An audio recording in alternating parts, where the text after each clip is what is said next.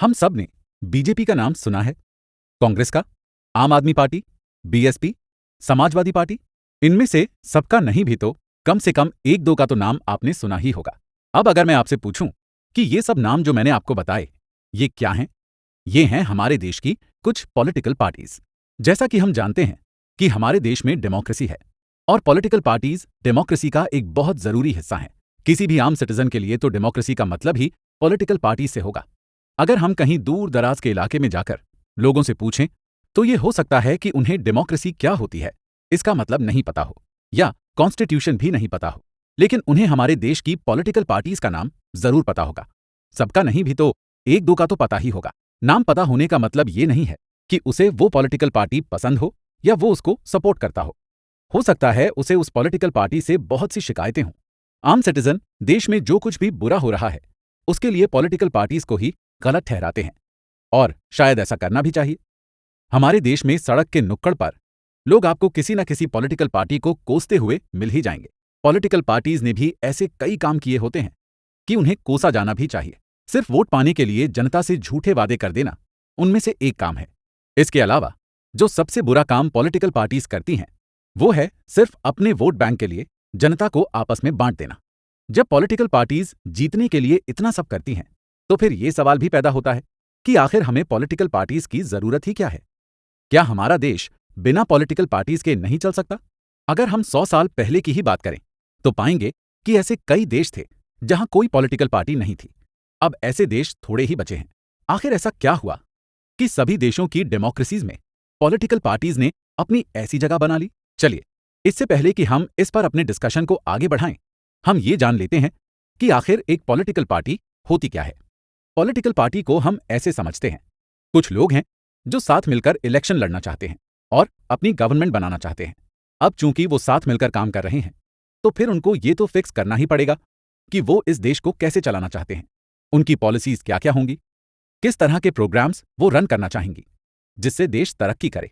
इसके साथ साथ उन्हें अपनी ही पार्टी के भी कुछ रूल्स एंड रेगुलेशंस बनाने होंगे ताकि उनकी पार्टी स्मूथली काम कर पाए। अब यहां सवाल ये बनता है कि पॉलिटिकल पार्टी क्या होती है। इसे आप एक और बार सिंपली समझ लीजिए कि पॉलिटिकल पार्टी से मतलब उन लोगों के ग्रुप यानी समूह से है जो साथ मिलकर देश में सत्ता यानी पावर पाने के लिए इलेक्शन लड़ते हैं। अब पॉलिटिकल पार्टी बन तो गई लेकिन उसे इलेक्शन जीतना भी है, तो इसके लिए वो क्या करती है कि जनता को ये यकीन दिलाती है कि उसकी पॉलिसीज दूसरी पॉलिटिकल पार्टी से बेहतर हैं। वो चाहती है कि ज्यादा से ज्यादा लोग उनकी पॉलिसीज पर विश्वास करें और उन्हें वोट देकर जिताएं। अब जितनी तरह की पार्टीज होंगी उतनी ही अलग अलग पॉलिसीज भी होंगी और उतने ही अलग अलग तरह के उन पार्टीज के फॉलोअर्स भी होंगे। अब दो अलग अलग पार्टीज के फॉलोअर्स अगर अपनी पार्टी को लेकर बहुत इमोशनल होते हैं तो इसके भी चांसेस हैं कि वो फिर हर जगह अपनी पार्टी को सही साबित करने पर ही तुले हों, चाहे किसी जगह पर उनकी पार्टी वाकई गलत भी हो। इसी माइंडसेट की वजह से सोसाइटी में पॉलिटिकल डिवीजन पैदा हो जाता है। फॉलोअर्स एक हद के पार जाकर अपनी पार्टी को लेकर कमिटेड हो जाते हैं। इसे ही पार्टिजनशिप कहते हैं। अब यहां यह सवाल बनता है कि पार्टिजनशिप क्या होती है? पार्टिजनशिप से मतलब है किसी पार्टी या ग्रुप के लिए इस हद तक कमिटेड होना कि वो हर बात पर उसी की साइड ले, चाहे वो कहीं पर गलत भी हो। चलिए, अब हम एक पॉलिटिकल पार्टी के कंपोनेंट्स पर भी बात कर लेते हैं। आखिर एक पॉलिटिकल पार्टी बनने के लिए किन किन चीजों का होना जरूरी है? इसमें सबसे पहला तो है फंक्शंस। इसका सीधा सा मतलब यही है कि आखिर एक पॉलिटिकल पार्टी करती क्या है। आइए जानते हैं कि आखिर एक पॉलिटिकल पार्टी क्या क्या करती है। एक, सबसे पहले तो एक पॉलिटिकल पार्टी इलेक्शन लड़ती है। हमारे देश में और ज्यादातर डेमोक्रेसीज में यही होता है कि इलेक्शन पार्टीज के कैंडिडेट्स के बीच लड़ा जाता है। पार्टी किन किन कैंडिडेट्स को चुनती है इसके अलग अलग तरीके हो सकते हैं। कुछ कंट्रीज में पार्टी के मेंबर्स और सपोर्टर्स ही अपने कैंडिडेट्स चुनते हैं। बाकी कई देशों में और इंडिया में भी टॉप पार्टी लीडर्स अपनी पार्टी के कैंडिडेट्स चुनते हैं। दो, दूसरा काम जो पार्टी करती है वो ये कि वो अपनी पॉलिसीज और प्रोग्राम्स बनाती है और उन्हें लोगों के सामने रखती है। वोटर्स उनमें से अपने इंटरेस्ट्स और नीड्स के अकॉर्डिंग पॉलिसीज और प्रोग्राम्स चुन लेते हैं। हम सबके इस मामले में बिल्कुल अलग अलग ओपिनियन हो सकते हैं कि हमारी सोसाइटी को किस तरह की पॉलिसीज की जरूरत है। किसी भी गवर्नमेंट के लिए यह नामुमकिन है कि वो इतने सारे व्यूज को एक साथ रख सके। तो गवर्नमेंट क्या करती है कि वो व्यूज जो कि सिमिलर हैं, एक जैसे हैं, उनका एक ग्रुप बना लेती है और उस बेसिस पर अपनी पॉलिसीज को बनाने का काम करती है। इसके अलावा रूलिंग पार्टी का अपना एक स्टैंड तो होता ही है चीजों को लेकर। तो गवर्नमेंट ये करती है कि जो व्यूज उनके स्टैंड को सपोर्ट करते हैं या उनके आसपास भी हैं, वो उन्हें लेकर पॉलिसीज को शेप अप करने का काम करती है। अब यहां एक सवाल पैदा होता है कि ये रूलिंग पार्टी क्या होती है। रूलिंग पार्टी वो पॉलिटिकल पार्टी होती है जो उस वक्त देश की गवर्नमेंट चला रही होती है। 3, इसके बाद तीसरा फंक्शन है, पार्टीज देश के लिए कानून बनाने में एक बड़ा रोल प्ले करती हैं। कोई भी कानून पास करने का प्रोसीजर तो यही होता है कि पहले उन पर डिबेट हो और उसके बाद लेजिस्लेचर में उन्हें पास किया जाए। लेकिन जब लेजिस्लेचर के ज्यादातर मेंबर्स एक ही पार्टी के हों तो वो पार्टी के लीडर की ही बात मानते हैं, चाहे उनका पर्सनल ओपिनियन कुछ अलग ही क्यों ना हो। ऐसे में डिबेट का कोई स्कोप रहता ही नहीं है। 4, अगला फंक्शन है, पार्टीज गवर्नमेंट चलाती हैं। जब कोई पार्टी इलेक्शन जीत जाती है तो वो अपने मेंबर्स को, लीडर्स को गवर्नमेंट के अलग अलग पदों पर, पोजीशंस पर बैठाती है। इसके लिए वो उन्हें ट्रेन भी करती है। ये पॉलिटिकल एग्जीक्यूटिव फिर अपनी समझबूझ से देश की गवर्नमेंट चलाते हैं। 5, इसके बाद नेक्स्ट फंक्शन है, वो पार्टीज जो इलेक्शन हार जाती हैं वो ऑपोजिशन पार्टी का रोल अदा करती हैं। अगर किसी मुद्दे को लेकर उसका देश की गवर्नमेंट से अलग व्यू है तो वो उसे रखती है। गवर्नमेंट की खराब पॉलिसीज, गलत डिसीजंस के लिए वो उसे क्रिटिसाइज करती है। गवर्नमेंट के फेलियर्स के लिए उन्हें जिम्मेदार ठहराती है। अब यहां सवाल यह बनता है कि एक डेमोक्रेसी में ऑपोजिशन का क्या रोल होता है। एक डेमोक्रेसी में ऑपोजिशन का बहुत इंपॉर्टेंट रोल होता है। वो गवर्नमेंट की खराब पॉलिसीज को, गलत डिसीजंस को क्रिटिसाइज करता है, गवर्नमेंट के फेलियर्स के लिए उन्हें जिम्मेदार ठहराता है। अगर किसी मुद्दे को लेकर उसका गवर्नमेंट से अलग व्यू है तो उसे भी सामने रखता है। 6, स्टूडेंट्स, अब नेक्स्ट फंक्शन है, पॉलिटिकल पार्टीज पब्लिक की ओपिनियन को बनाने का काम भी करती हैं। देश में अगर कोई ऐसा मुद्दा है जिसे गवर्नमेंट को लगता है कि लोगों तक पहुंचाना जरूरी है तो वो उसे उठाती है। किसी भी पार्टी के पूरे देश में लाखों में मेंबर्स होते हैं। इसके अलावा बहुत सारे सपोर्ट ग्रुप्स भी होते हैं, वो उनका भी इस्तेमाल करती है। वो कई सारे मूवमेंट्स को भी खड़ा करती है जो कि जनता की कई प्रॉब्लम्स के निपटारे के लिए किए जाते हैं।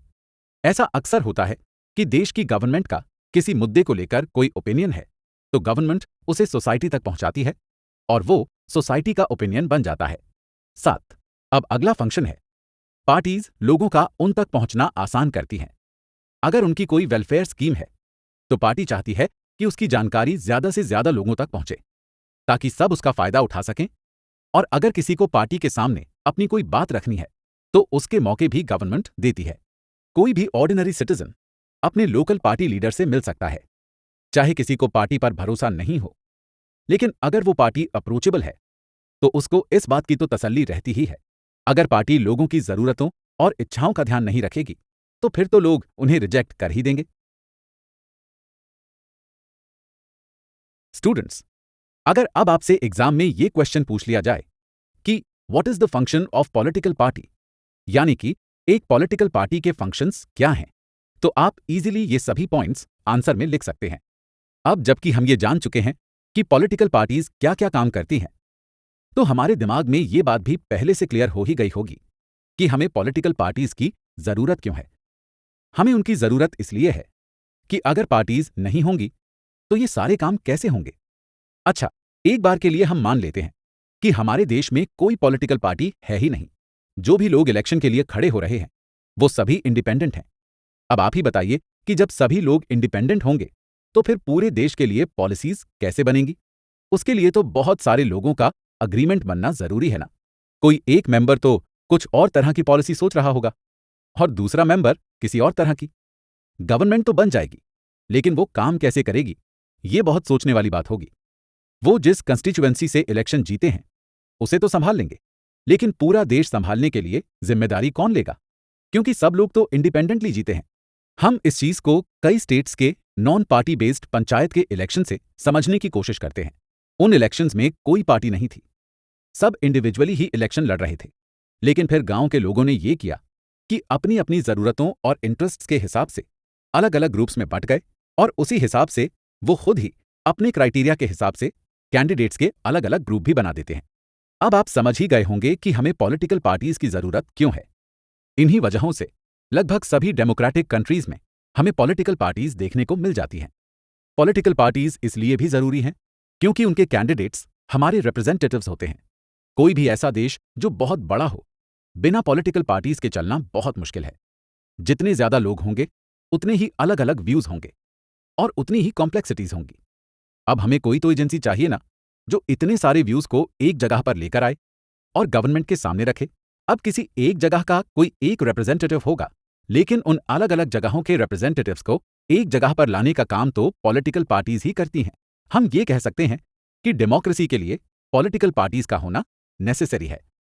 चलिए स्टूडेंट्स, हम इस कंक्लूजन पर तो पहुंच ही गए कि एक डेमोक्रेटिक कंट्री के लिए पॉलिटिकल पार्टीज का होना जरूरी है। लेकिन इसके साथ साथ एक सवाल और बनता है कि कितनी पॉलिटिकल पार्टीज होनी चाहिए, हमें कितनी पॉलिटिकल पार्टीज की जरूरत है। तो इसका जवाब है कि डेमोक्रेसी के अंदर देश के कोई भी नागरिक साथ मिलकर एक पॉलिटिकल पार्टी बना सकते हैं।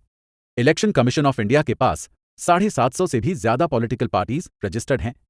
लेकिन इनमें से कितनी ही पार्टीज हैं जो काम करती हैं? कितनी ही पार्टीज हैं जो इलेक्शन की रेस में दौड़ती दिखाई देती हैं? बहुत ही कम। तो पार्टीज तो बहुत सारी हैं हमारे देश में। सवाल तो ये बनता है कि एक डेमोक्रेसी में कितनी मेजर पार्टीज होनी चाहिए। आपको पता है, कुछ देशों में गवर्नमेंट में सिर्फ एक ही पार्टी हो सकती है, वो एक गवर्नमेंट ही देश चलाएगी। इस तरह के सिस्टम को वन पार्टी सिस्टम कहते हैं। अब यहां सवाल बनता है कि वन पार्टी सिस्टम किसे कहते हैं? जहां एक ही पार्टी को गवर्नमेंट चलाने का अधिकार हो, ऐसे सिस्टम को वन पार्टी सिस्टम कहते हैं। चाइना में वो एक पार्टी कम्युनिस्ट पार्टी है।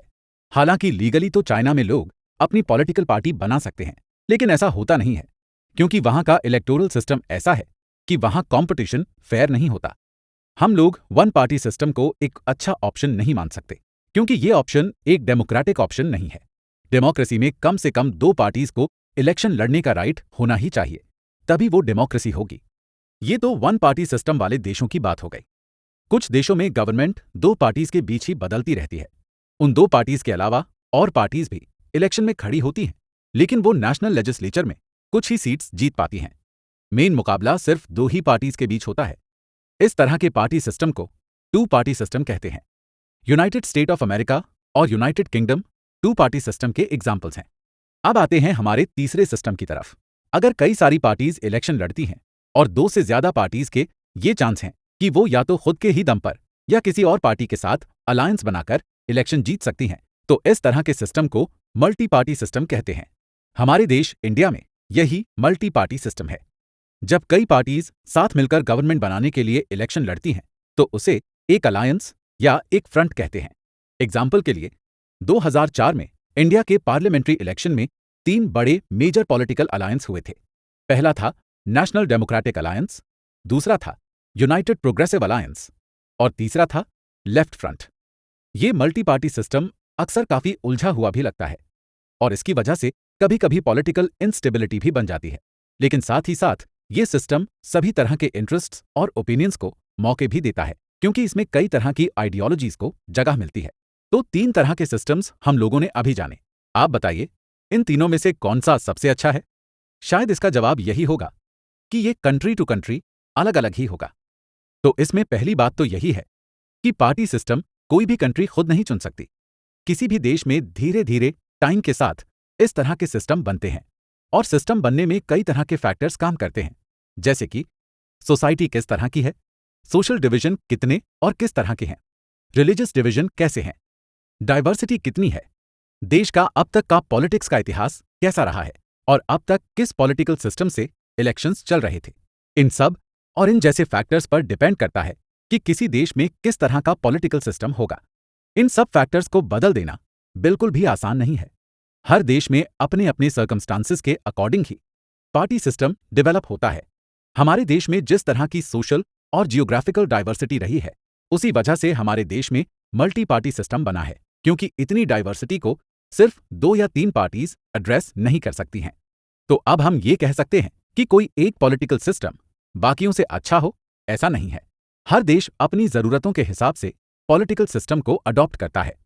हमने ये तो जान लिया कि पॉलिटिकल पार्टीज क्या होती हैं और इनका होना क्यों जरूरी है, लेकिन क्या लोग पॉलिटिकल पार्टीज में पार्टिसिपेट कर रहे हैं, और अगर कर रहे हैं तो कितना?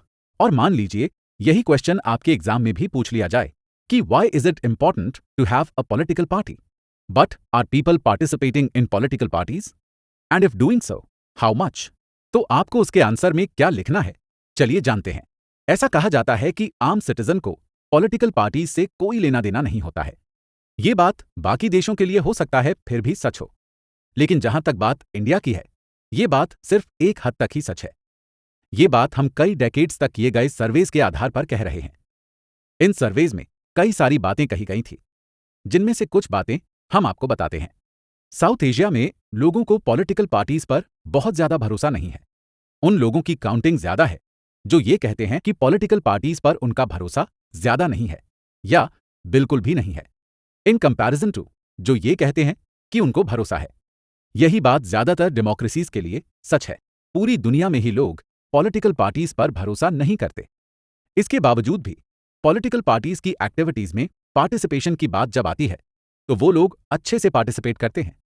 वो लोग जिन्होंने ये कहा कि वो किसी पॉलिटिकल पार्टी के मेंबर हैं, उन लोगों की काउंटिंग्स भारत में ज्यादा थी in comparison to advanced countries जैसे कि कनाडा, जापान, स्पेन और साउथ कोरिया। पिछले 3 डेकेड से उन लोगों की काउंटिंग्स लगातार बढ़ी हैं जो कि पॉलिटिकल पार्टीज के मेंबर्स को रिपोर्ट करते हैं। उन लोगों की काउंटिंग भी बढ़ी है जो ये कहते हैं कि वो किसी पॉलिटिकल पार्टी से क्लोज फील करते हैं। अब जब हमने पॉलिटिकल पार्टीज के बारे में इतना जान ही लिया है तो हमें अपने देश की नेशनल पार्टीज के बारे में भी जान ही लेना चाहिए। दुनिया की सारी डेमोक्रेसीज जहां पर फेडरल सिस्टम है, वहां पर 2 तरह की पार्टीज होती हैं। एक तो वो जो एक फेडरल यूनिट पर ही इलेक्शन लड़ती हैं, और एक वो जो कई या सभी फेडरल यूनिट्स पर इलेक्शन लड़ती हैं। यानी वो पार्टीज जो सेंटर में गवर्नमेंट बनाने के लिए इलेक्शन लड़ती हैं, और वो पार्टीज जो सिर्फ स्टेट के लिए इलेक्शन लड़ती हैं, और वो पार्टीज जो सेंटर और स्टेट दोनों के लिए इलेक्शन लड़ती हैं। इंडिया में भी इन्हीं दोनों तरह की पार्टीज हैं। कुछ पार्टीज तो सिर्फ रीजनल पार्टीज हैं और कुछ पार्टीज ऐसी पार्टीज हैं जो नेशनल पार्टीज हैं। लेकिन नेशनल पार्टीज होने के साथ साथ इनकी यूनिट्स स्टेट्स में भी हैं और ये वहां भी इलेक्शन लड़ती हैं। इस तरह की पार्टीज जो नेशनल लेवल पर भी हैं और रीजनल लेवल पर भी हैं, वो पार्टीज दोनों ही लेवल पर सेम पॉलिसीज, प्रोग्राम और स्ट्रैटेजी को फॉलो करती हैं, जो कि नेशनल लेवल पर बड़े पॉलिटिकल लीडर्स डिसाइड करते हैं। जो भी पॉलिटिकल पार्टी बनाना चाहता है, उसे पहले पार्टी को इलेक्शन कमीशन में रजिस्टर करना जरूरी है। कमीशन के लिए सभी पार्टीज बराबर होती हैं, लेकिन कुछ पार्टीज को वो स्पेशल फैसिलिटीज भी देता है। ये स्पेशल फैसिलिटीज उन पार्टीज को दी जाती हैं जो बड़ी और एस्टैब्लिश्ड पार्टीज हैं। इन पार्टीज को एक यूनिक सिंबल दिया जाता है जिसे हम चुनाव चिन्ह भी कहते हैं। उसे उस पार्टी के ऑफिशियल मेंबर्स ही यूज कर सकते हैं। इन्हें ये स्पेशल फैसिलिटीज इसलिए दी जाती हैं क्योंकि ये पार्टीज इलेक्शन कमीशन द्वारा रिकॉग्नाइज्ड हैं। इसीलिए इन पार्टीज को रिकॉग्नाइज्ड पॉलिटिकल पार्टीज कहा जाता है। कोई भी पार्टी आखिर रिकॉग्नाइज्ड पार्टी बनती कैसे है?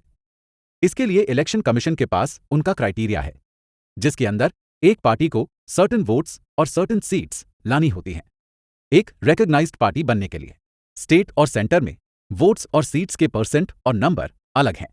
अगर किसी पार्टी को रिकॉग्नाइज्ड स्टेट पार्टी बनना है तो उसे लेजिस्लेटिव असेंबली या स्टेट के इलेक्शन में टोटल वोट्स का कम से कम 6% वोट और कम से कम 2 सीट्स पाना जरूरी है। अगर किसी पार्टी को रिकॉग्नाइज्ड नेशनल पार्टी बनना है तो उसे लोकसभा इलेक्शन में टोटल वोट्स में से एटलीस्ट 6% वोट या 4 स्टेट्स के असेंबली इलेक्शन में टोटल वोट्स में से एटलीस्ट 6% वोट और लोकसभा में कम से कम 4 सीट पाना जरूरी है। अब यहां सवाल यह बनता है कि एक रिकॉग्नाइज्ड पार्टी क्या होती है? एक रिकॉग्नाइज्ड पॉलिटिकल पार्टी वो पॉलिटिकल पार्टी होती है जो कि इलेक्शन कमीशन से रजिस्टर्ड होती है और या तो जिसे स्टेट इलेक्शन में कम से कम 6% वोट्स और कम से कम 2 सीट्स या लोकसभा या सेंटर के इलेक्शन में कम से कम 6% वोट्स और कम से कम 4 सीट्स मिली हों। और यही पार्टीज नेशनल पार्टीज के तौर पर भी जानी जाती हैं। इसी क्लासिफिकेशन के हिसाब से 2019 तक देश में 7 नेशनल पार्टीज थीं। अब हम इन्हीं 7 पार्टीज के बारे में जानेंगे। 1, इसमें फर्स्ट है ऑल इंडिया तृणमूल कांग्रेस। ये पार्टी 1 जनवरी 1998 को बनी। ये पार्टी ममता बनर्जी की लीडरशिप में बनी। इसे नेशनल पार्टी का दर्जा 2016 में मिला। पार्टी का सिंबल फूल और घास है। ये पार्टी सेक्युलरिज्म और फेडरलिज्म के आइडिया पर चलती है। वेस्ट बंगाल में 2011 से पावर में है। अरुणाचल प्रदेश, मणिपुर और त्रिपुरा में भी इनकी प्रेजेंस है। 2019 के जनरल इलेक्शन में इसे 4.07% वोट मिले और इसने 22 सीटें जीती, जिससे ये लोकसभा की चौथी सबसे बड़ी पार्टी बनी। 2. इसके बाद सेकंड है बहुजन समाज पार्टी। ये पार्टी 1984 में कांशीराम की लीडरशिप में बनी। ये पार्टी बहुजन समाज को रिप्रेजेंट करती है। बहुजन समाज में दलित, आदिवासी, ओबीसीज और रिलीजियस माइनॉरिटीज आती हैं। इस पार्टी की आइडियोलॉजी के पीछे साहू महाराज, महात्मा ज्योतिबा फुले, पेरियार रामास्वामी, नाइकर और बाबा साहब आम्बेडकर जैसे लोगों के विचार हैं। ये पार्टी दलित और दूसरी ऑप्रेस्ड कम्युनिटीज के वेलफेयर और उनके इंटरेस्ट्स का ध्यान रखती है। इस पार्टी का मेन बेस उत्तर प्रदेश में है और इसके आसपास के स्टेट्स जैसे मध्य प्रदेश, छत्तीसगढ़, उत्तराखंड, दिल्ली और पंजाब में भी इसकी अच्छी प्रेजेंस है। इस पार्टी ने दूसरी पार्टीज की मदद से कई बार उत्तर प्रदेश में गवर्नमेंट बनाई है। 2019 के लोकसभा इलेक्शन में इस पार्टी को लगभग 3.63% वोट मिले और 10 सीट्स पर इसने कब्जा किया। 3. इसके बाद थर्ड है भारतीय जनता पार्टी। ये पार्टी 1980 में बनी। ये पार्टी भारतीय जनसंघ से निकली है, जिसे श्यामा प्रसाद मुखर्जी ने 1951 में बनाया था। ये पार्टी इस आइडिया पर खड़ी है कि भारत देश एक मॉडर्न और मजबूत देश बने और इसे मजबूत देश बनाने के लिए हमारे पास भारत का एंशिएंट कल्चर और उसका वैल्यू सिस्टम है। ये पार्टी दीनदयाल उपाध्याय के इंटेग्रल ह्यूमनिज्म और अंत्योदय के आइडिया से भी इंस्पायर्ड है। इस पार्टी का एक और सबसे जरूरी एलिमेंट कल्चरल नेशनलिज्म या हिंदुत्व है। इस पार्टी के कुछ एजेंडाज ये हैं: जम्मू कश्मीर को पूरी तरह इंडिया में शामिल किया जाए, देश के सभी सिटीजन्स के लिए एक यूनिफॉर्म सिविल कोड बने, रिलीजियस कन्वर्जन्स पर बैन हो। इस पार्टी का सपोर्ट बेस 1990 में बहुत बढ़ा। पहले ये पार्टी सिर्फ नॉर्थ और वेस्ट और शहरों तक ही लिमिटेड थी, लेकिन फिर ये पार्टी साउथ, ईस्ट और नॉर्थ ईस्ट के गांवों में भी फैली। इस पार्टी ने 1980 में गवर्नमेंट बनाई। उस समय ये एनडीए यानी नेशनल डेमोक्रेटिक अलायंस का हिस्सा थी और उसकी लीडर पार्टी थी। इस अलायंस में इसके अलावा कई रीजनल पार्टीज भी थी। 2019 में ये देश की सबसे बड़ी पार्टी बनी। इस पार्टी ने लोकसभा इलेक्शंस में 303 सीट्स जीती। अभी भी सेंटर में इन्हीं की एनडीए गवर्नमेंट है। 4. अब फोर्थ नंबर पर हैं communist party of India, CPI. ये पार्टी 1925 में बनी। ये पार्टी मार्क्सिज्म, लेनिनिज्म, सेक्युलरिज्म और डेमोक्रेसी के आइडिया पर चलती है और सक्सेशनिज्म और कम्युनिज्म के अपोज्ड है। ये पार्टी मानती है कि पार्लियामेंट्री डेमोक्रेसी को वर्किंग क्लास, किसानों और गरीबों के इंटरेस्ट के लिए काम करने वाला होना चाहिए। ये पार्टी 1964 में कमजोर हो गई थी, जब ये पार्टी 2 हिस्सों में बंट गई थी। इस पार्टी से निकलकर सीपीआई-एम पार्टी बनी। इस पार्टी की प्रेजेंस वेस्ट बंगाल, पंजाब, आंध्र प्रदेश और तमिलनाडु में है। इस पार्टी के सपोर्टर्स धीरे धीरे कम होते गए हैं। 2019 के लोकसभा इलेक्शन में ये पार्टी सिर्फ 1% वोट और 2 सीट्स ही जीत पाई। ये पार्टी चाहती है कि सभी लेफ्ट पार्टीज एक साथ आएं और एक स्ट्रॉन्ग लेफ्ट फ्रंट बनाएं। 5. इसके बाद फिफ्थ है communist party of India, Marxist, CPI-M. ये पार्टी सीपीआई से टूटकर 1964 में बनी। ये पार्टी मार्क्सिज्म, लेनिनिज्म के आइडिया पर चलती है। ये पार्टी सोशलिज्म, सेक्युलरिज्म और डेमोक्रेसी का सपोर्ट करती है और इंपीरियलिज्म और कम्युनिज्म का विरोध करती है। ये पार्टी डेमोक्रेटिक इलेक्शन को सोशियो इकोनॉमिक जस्टिस के लिए जरूरी मानती है। वेस्ट बंगाल, केरल और त्रिपुरा स्टेट्स में इस पार्टी की काफी अच्छी पकड़ है, खासतौर पर गरीबों, किसानों, फैक्ट्री वर्कर्स, एग्रीकल्चरल लेबर्स और इंटेलेक्चुअल्स के बीच। ये पार्टी नई इकोनॉमिक पॉलिसीज का विरोध करती है। ये नई इकोनॉमिक पॉलिसीज फॉरेन कैपिटल और गुड्स के फ्री फ्लो को अलाउ करती है। अब सिक्स्थ है इंडियन नेशनल कांग्रेस। इस पार्टी को कांग्रेस पार्टी के नाम से जाना जाता है। ये दुनिया की सबसे पुरानी पार्टीज में से एक है। ये पार्टी 1885 में बनी। बनने के बाद से ही बहुत बार इस पार्टी से निकलकर कई नई पार्टीज बनी। इंडिया की आजादी के कई सालों बाद तक ये पार्टी इंडियन पॉलिटिक्स में नेशनल और स्टेट दोनों ही लेवल्स पर एक बहुत बड़ी पार्टी बनी रही। जवाहरलाल नेहरू की लीडरशिप में इस पार्टी ने इंडिया को एक मॉडर्न, सेक्युलर, डेमोक्रेटिक रिपब्लिक बनाया है। 1977 तक देश में इस पार्टी की गवर्नमेंट रही और उसके बाद 1980 से 1989 तक भी रही। 1989 के बाद से देश में इस पार्टी का सपोर्ट कम हुआ, लेकिन इसके बावजूद ये पार्टी अभी तक देश में बनी हुई है। ये आइडियोलॉजी से एक सेंट्रिस्ट पार्टी है। सेंट्रिस्ट का मतलब न लेफ्टिस्ट न राइटिस्ट। ये पार्टी सेक्युलरिज्म में विश्वास करती है और सोसाइटी के कमजोर सेक्शन और माइनॉरिटीज के लिए काम करना जरूरी समझती है। ये पार्टी नई इकोनॉमिक पॉलिसीज को सपोर्ट करती है, लेकिन साथ ही ये भी कहती है कि इन पॉलिसीज को एक नॉर्मल सिटीजन के लिए और आसान किया जाना चाहिए। ये पार्टी 2004 से 2019 तक यूनाइटेड प्रोग्रेसिव अलायंस यूपीए की लीडर रही है। 2019 के लोकसभा इलेक्शन में इस पार्टी ने 19.5% वोट्स के साथ 52 सीट्स जीती। 7 अब 7th है नेशनल कांग्रेस पार्टी एनसीपी। ये पार्टी 1999 में कांग्रेस से निकलकर बनी थी।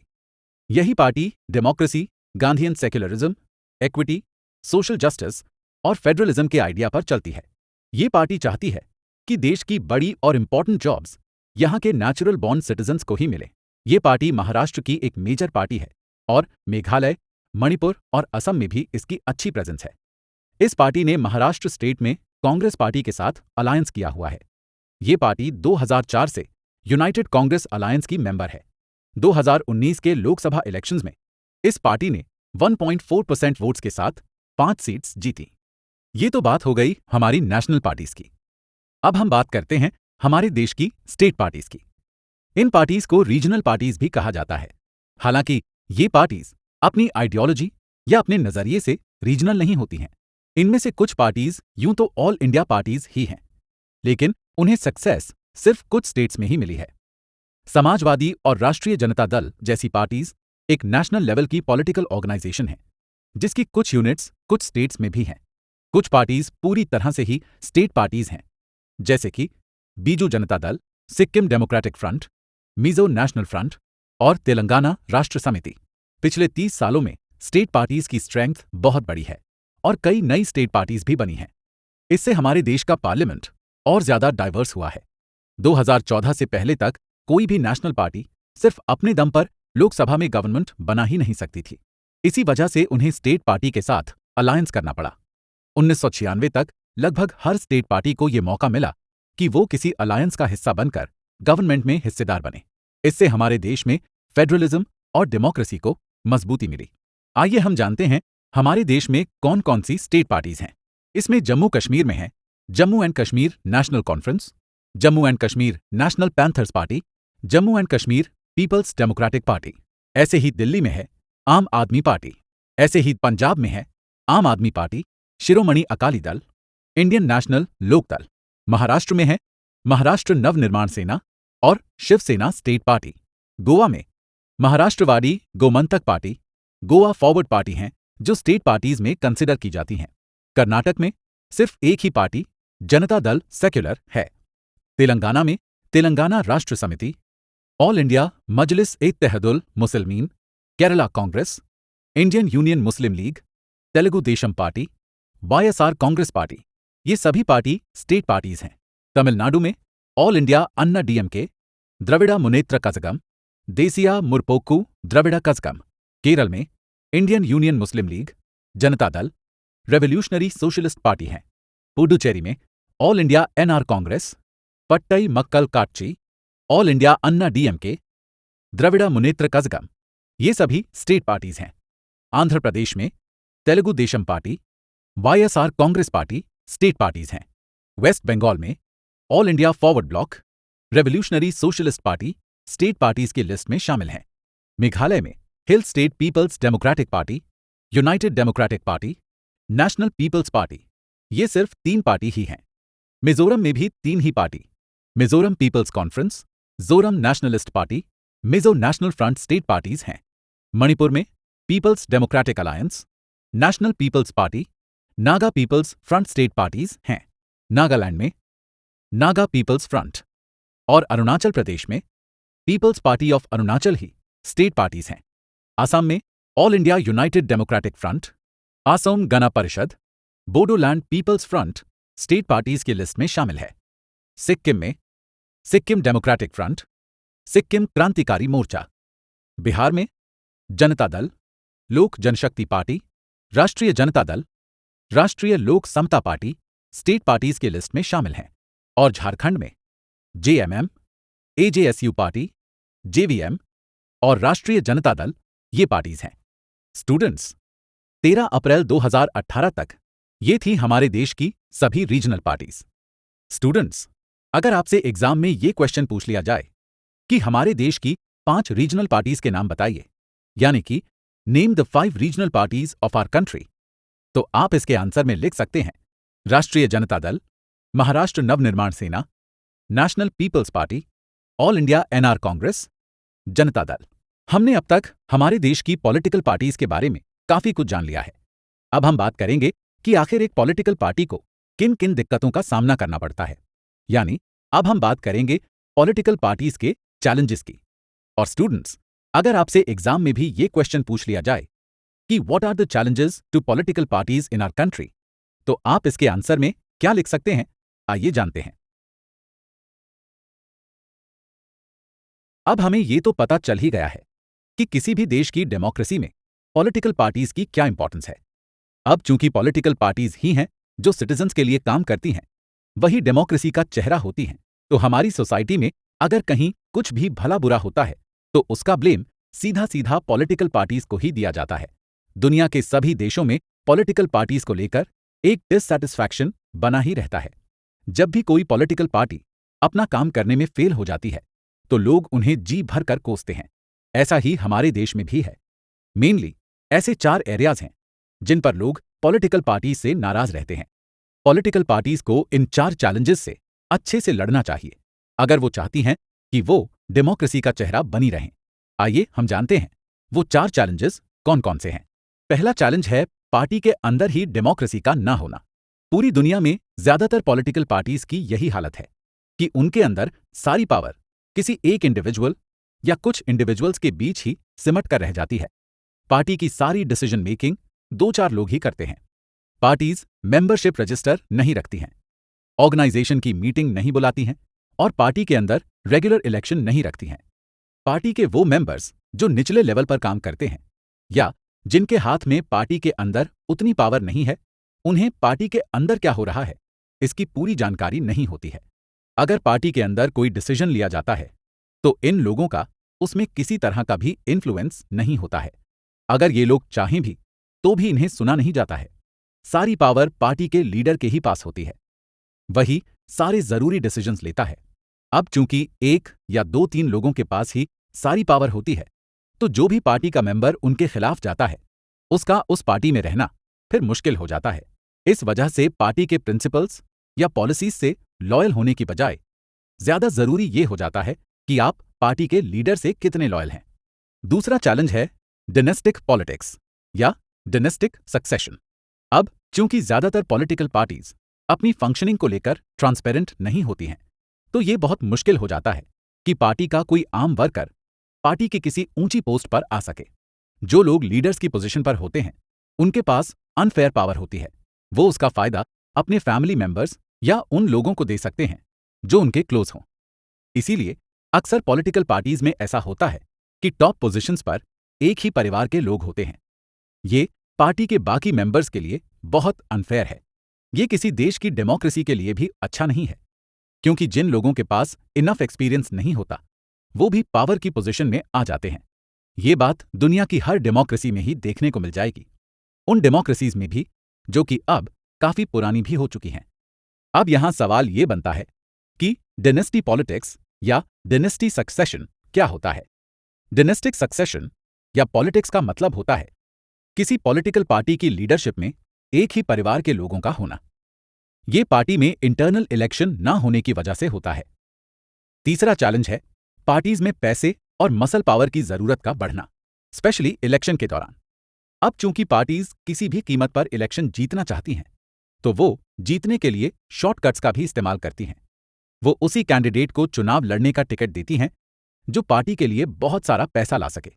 इसके अलावा वो लोग या कंपनी जिनके पास बहुत पैसा है और जो पार्टी को फंड देते हैं, वो भी पार्टी के डिसीजंस और पॉलिसीज को इन्फ्लुएंस कर सकते हैं। कुछ केसेस में तो पार्टी इलेक्शन जीतने के लिए क्रिमिनल्स को भी चुनाव लड़ने का टिकट दे देती है। पूरी दुनिया में ही डेमोक्रेट्स पॉलिटिक्स में अमीर लोगों और बड़ी कंपनियों के इंटरफेरेंस को लेकर चिंता में हैं। चौथा चैलेंज है कि सभी पार्टीज एक ही तरह की हो गई हैं। लोगों के पास कोई मीनिंगफुल चॉइस है ही नहीं। अगर कोई 2 पार्टीज अलग होंगी तभी तो लोग उनमें कंपैरिजन कर पाएंगे और अपने लिए सही चॉइस बना पाएंगे। बीते कुछ टाइम में ज्यादातर देशों में पार्टीज के बीच आइडियोलॉजिकल डिफरेंसेस में कमी आई है। एग्जाम्पल के लिए ब्रिटेन की लेबर पार्टी और कंजर्वेटिव पार्टी के बीच फर्क बहुत ही कम है। उन दोनों पार्टीज के फंडामेंटल एस्पेक्ट्स एक ही जैसे हैं, सिर्फ उनके पॉलिसीज को फ्रेम करने और लागू करने के तरीके में फर्क है। हमारे देश में भी अगर हम इकोनॉमिक पॉलिसीज की बात करें तो सभी मेजर पार्टीज ऑलमोस्ट एक ही तरह से सोचती हैं। वो लोग जिन्हें कंप्लीटली डिफरेंट पॉलिसीज चाहिए, उन लोगों के पास कोई ऑप्शन ही नहीं है। कभी कभार तो लोग अलग नेता भी नहीं चुन पाते, क्योंकि वही लोग एक पार्टी से दूसरी पार्टी में चले जाते हैं। पॉलिटिकल पार्टीज के सामने ये सब चैलेंजेस हैं जिनसे निपटने के लिए पॉलिटिकल पार्टीज को काम करना है। पॉलिटिकल पार्टीज को इन चैलेंजेस से लड़ने के लिए खुद को रिफॉर्म करना बहुत जरूरी है। लेकिन यहां सवाल यही बनता है कि क्या पॉलिटिकल पार्टीज खुद को रिफॉर्म करना चाहती भी हैं? अगर वो चाहती हैं तो ऐसी कौन सी चीजें हैं जिन्होंने उन्हें अब तक रोके रखा हुआ है? इस सवाल का जवाब देना इतना मुश्किल नहीं है। डेमोक्रेटिक कंट्रीज में जहां पॉलिटिकल पार्टीज की इतनी अहमियत होती है, वहां फाइनल डिसीजन पार्टी के नेता लेते हैं। लोग चाहें तो उन्हें बदल सकते हैं, लेकिन उन्हें दूसरी पार्टी के नेताओं से ही तो बदलेंगे। लेकिन अगर दोनों ही पार्टी के नेता पार्टी को रिफॉर्म करना ही नहीं चाहें तो कोई क्या कर सकता है? चलिए हम हमारे देश में हुए कुछ पॉलिटिकल रिफॉर्मेशंस को देखते हैं। पहला, कॉन्स्टिट्यूशन में यह अमेंडमेंट किया गया कि कोई भी नेता चुने जाने के बाद अपनी पार्टी नहीं बदल सकता। ये इसलिए किया गया क्योंकि कई चुने गए नेता ये कर रहे थे कि वो पैसे के लालच में या मिनिस्टर बनने के लालच में दूसरी पार्टी में चले जाते थे। इस एक पार्टी से दूसरी पार्टी में जाने को डिफेक्शन कहा जाता है। अब लॉ ये कहता है कि अगर कोई भी एमएलए या एमपी पार्टी बदलता है तो वो अपनी लेजिस्लेचर की सीट से हाथ धो बैठेगा। इस नए लॉ की वजह से डिफेक्शन में काफी कमी आई है, लेकिन इसके साथ साथ एक नुकसान भी हुआ है। अब पार्टी के अंदर डिसेंट और भी मुश्किल हो जाएगा। एमपीज और एमएलएस को पार्टी लीडर्स के सब डिसीजंस को मानना पड़ेगा, चाहे वो उससे सहमत हों या नहीं। अब सवाल ये बनता है कि डिफेक्शन किसे कहते हैं? किसी भी नेता द्वारा चुनाव जीतने के बाद एक पार्टी से दूसरी पार्टी में जाना डिफेक्शन कहलाता है। दूसरा, सुप्रीम कोर्ट ने चुनाव में पैसों के इन्फ्लुएंस और क्रिमिनल लीडर्स के पार्टी ज्वाइन करने को देखते हुए एक ऑर्डर पास किया। इस ऑर्डर के हिसाब से हर कैंडिडेट के लिए यह मैंडेटरी है कि वो एक एफिडेविट फाइल करे जिसके अंदर वो अपनी प्रॉपर्टी की डिटेल्स दे और साथ ही अगर उस पर कोई क्रिमिनल केस है तो वो भी बताए। इसकी वजह से सिटीजन्स को ये आसानी होती है कि वो अपने कैंडिडेट की इन बातों के बारे में जान सकते हैं। लेकिन कैंडिडेट ने जो इन्फॉर्मेशन दी वो सच है या नहीं, ये जानने का कोई सिस्टम नहीं है। इसके साथ ही अभी तक ये भी नहीं पता कि इस ऑर्डर का असर क्या हुआ है। क्या इससे पॉलिटिक्स में पैसों के और क्रिमिनल्स के इन्फ्लुएंस को लेकर कोई कमी आई है या नहीं। तीसरा, इलेक्शन कमीशन ने एक ऑर्डर पास किया है। इस ऑर्डर के हिसाब से ये नेसेसरी है कि पॉलिटिकल पार्टीज अपनी पार्टी के अंदर इलेक्शन कराएं। इसके साथ ये भी जरूरी है कि इनकम टैक्स रिटर्न फाइल करें। पार्टीज इंटरनल इलेक्शन कराती तो हैं, लेकिन अक्सर ये सिर्फ फॉर्मेलिटी ही होती है और कुछ नहीं। ऐसा नहीं कह सकते कि इस ऑर्डर से पार्टी के अंदर सही मायने में डेमोक्रेसी आ गई है। पॉलिटिकल पार्टीज को रिफॉर्म करने के लिए ये सब कोशिशें की गई हैं और कुछ का असर दिखता है, कुछ का नहीं भी दिखता। इन सब के अलावा कुछ और सजेशंस भी हैं पॉलिटिकल पार्टीज के रिफॉर्मेशन के लिए। आइए उन सजेशंस को जानते हैं। इसमें पहला है कि एक ऐसा लॉ बनना चाहिए जिससे कि पार्टी के अंदर होने वाली सभी जरूरी चीजों को रेगुलेट किया जा सके। जैसे कि पॉलिटिकल पार्टी के लिए यह कंपलसरी होना चाहिए कि वो एक रजिस्टर मेंटेन करे जिसके अंदर उसके मेंबर्स की जानकारी हो। यह भी रेगुलेट किया जाना चाहिए कि पार्टी अपने कॉन्स्टिट्यूशन को फॉलो करे। एक इंडिपेंडेंट अथॉरिटी हो जो पार्टीज को देखे। अगर पार्टी में कोई इंटरनल डिस्प्यूट होता है तो उस पर डिसीजन लेने का राइट हो अथॉरिटी को। पार्टी के ऊंचे पदों के लिए ओपन इलेक्शंस हों। सेकंड है, पॉलिटिकल पार्टीज के लिए यह मैंडेटरी कर देना चाहिए कि वो इलेक्शन टिकट्स का 1/3 विमेन कैंडिडेट्स को दें। इसी तरह पार्टी की जो डिसीजन मेकिंग कमेटी है उसमें शामिल होने के लिए भी फीमेल्स को कोटा मिले। थर्ड है, देश की गवर्नमेंट के फंड से इलेक्शन के लिए पैसा मिले। गवर्नमेंट पार्टीज को चुनाव के खर्चों के लिए पैसा दें। ये काम पेट्रोल, टेलीफोन, पेपर ये सब चीजें प्रोवाइड करके भी किया जा सकता है और गवर्नमेंट सीधे सीधे कैश भी दे सकती है। कितना कैश देना है इसका बेसिस ये हो सकता है कि पिछले इलेक्शन में पार्टी को कितनी सीट्स मिली थी। ये कुछ सजेशंस हैं, लेकिन इन्हें पॉलिटिकल पार्टीज ने एक्सेप्ट नहीं किया है। शायद इनके एक्सेप्ट होने से कुछ पॉजिटिव चेंजेस आए, लेकिन पॉलिटिकल प्रॉब्लम्स के लिए लीगल सोल्यूशन कितना काम करेंगे ये कहना मुश्किल है। इसका असर उल्टा भी पड़ सकता है। कई पॉलिटिकल पार्टीज नए नए तरीकों से इन लॉज से पीछा छुड़ाने की कोशिश करेंगी, वो चीट करेंगी। इसके अलावा वो ऐसा लॉ पास करने के लिए भी अग्री ही नहीं करेंगी जिसमें उनका नुकसान हो। इन सब तरीकों की जिनकी अभी हमने बात की, इनके अलावा दो और तरीके हैं जिनके जरिए पॉलिटिकल पार्टीज को रिफॉर्म किया जा सकता है। पहला ये कि लोग पॉलिटिकल पार्टीज पर प्रेशर बनाएं। प्रेशर बनाने के लिए लोग पिटिशंस लिख सकते हैं, मीडिया का सहारा ले सकते हैं, मूवमेंट्स कर सकते हैं, प्रेशर ग्रुप्स का सहारा ले सकते हैं। जब पॉलिटिकल पार्टीज को ये लगेगा कि अगर वो रिफॉर्म नहीं करती हैं तो वो अपने पब्लिक सपोर्ट को खो देंगी, तो वो रिफॉर्म्स को लेकर और सीरियस हो जाएंगी। दूसरा तरीका है कि वो लोग जो चाहते हैं कि रिफॉर्म आए वो खुद पॉलिटिकल पार्टीज ज्वाइन करें। आखिर डेमोक्रेसी की क्वालिटी इसी बात पर तो डिपेंड करती है कि ज्यादा से ज्यादा लोग उसमें पार्टिसिपेट करें। अगर हम सिर्फ बाहर से क्रिटिसाइज ही करते रहेंगे और इसमें हिस्सा नहीं लेंगे तो पॉलिटिकल रिफॉर्म करना बहुत मुश्किल होगा। बुरी पॉलिटिक्स को हराने का यही तरीका है कि अच्छी पॉलिटिक्स की जाए, और अच्छी पॉलिटिक्स करने के लिए उसमें खुद पार्टिसिपेट करना ही पड़ेगा। स्टूडेंट्स, इसी के साथ हमारा पॉलिटिकल पार्टीज वाला टॉपिक यहीं पर एंड होता है और हमने इससे जुड़े सारे सब टॉपिक्स को भी कवर कर लिया है।